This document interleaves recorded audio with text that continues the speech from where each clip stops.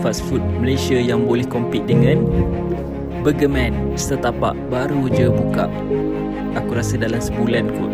Tapi aku tak pernah try lagi. Yang kat Bangi pun aku tak pernah try. So aku datang yang dekat setapak dah dekat dengan area rumah aku. Kawasan dia memang nice, vibe dia semua cantik, fast food punya standard, dan order pun laju je sebenarnya. Aku order 2 spicy, 2 original dan 1 burger double special cheese. Bukan double special, burger double cheese je. Tapi rasa biji dah sama. Ada pickle tu yang aku suka.